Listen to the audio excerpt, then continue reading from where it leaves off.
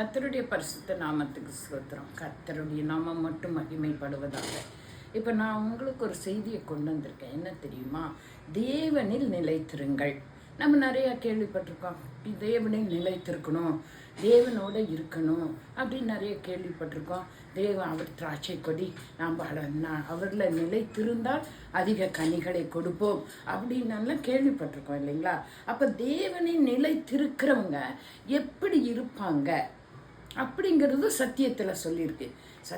வேத வசனம் என்ன சொல்லுதுன்னா, தேவனை நிலைத்திருக்கிறவன் எப்படி இருப்பான், யாரை பார்த்து நம்ம தேவனை நிலைத்திருக்கிறாங்க அப்படின்னு சொல்ல முடியும் அப்படின்னு சொல்லி வேதத்தில் இருக்கு. அதை நம்ம பார்ப்போமா?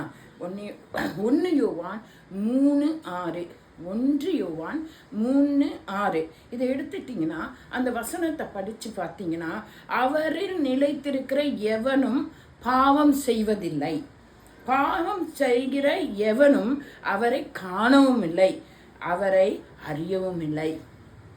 அப்போ நல்லா யோசிச்சு பாருங்க, தேவன்ல நிலைத்திருக்கிறவன் பாவம் செய்ய மாட்டான்.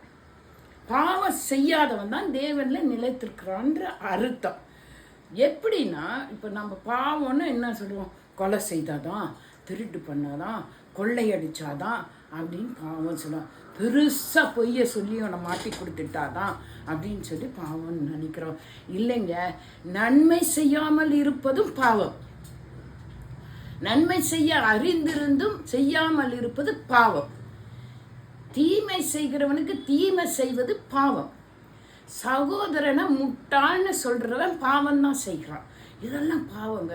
சும்மா விளையாட்டு கூட பொய் சொல்லுவாங்க, சும்மா நான் மறைச்சி ஒழிச்சு போய் சொல்லி ஏமாத்துவேன், அதுவும் பாவம் தான். சின்ன பொய், பெரிய பொய், சும்மா ஜாலிக்கு பொய், ஏமாத்துற பொய் அப்படியெல்லாம் ஒன்றும் இல்லை. கண்டிப்பாக இதெல்லாம் பாவம்தான். இந்த பாவங்களை செய்கிறவன் தேவனில் நிலைத்தில்லை. தேவனில் நிலைத்திருக்கிறவன் பாவம் செய்ய மாட்டான். அந்த வசனம் என்ன சொல்லுது? பாவம் செய்கிற எவனும் அவரை காணவே இல்லை. நான் கண்டிருக்கேன்னு சொன்னால் பொய். நீ அவரை கண்டினா பாவம் செய்ய மாட்டேன். அவரை அறியவும் இல்லை. நீ தேவனை நன்றாக அறிந்திருந்தார், இயேசு கிறிஸ்துவை நீ நன்றாக அறிந்திருந்தார், நீ பாவம் செய்ய மாட்டாய். உன் இருதயத்தில் கலக்கம் உண்டாகும். தப்பு செய்ய நினைக்கும் போதே ஒரு கலக்கம் உண்டாகும். நீ பாவம் செய்ய மாட்ட. தேவனை நினைத்திருக்கவன் எவனும் பாவம் செய்ய மாட்டான். கத்திரிடத்துல நம்ம அந்த தகுதியை பெற்றுக்கொள்ளுமா? ஆண்டவரே எங்களுக்கு கிருபை செய்யுங்க. நாங்கள் எந்த விதத்துலையும் ஒரு சின்ன பாவம் கூட செய்யாதபடி எந்த நிமிஷத்துலையும் உங்களோடு நாங்கள் நிலைத்திருக்க எங்களுக்கு கிருபை தந்து ஆசீர்வதிக்க வேண்டுமா? உங்கள் வல்லமையுள்ள இயேசு கிறிஸ்து நாமத்தில்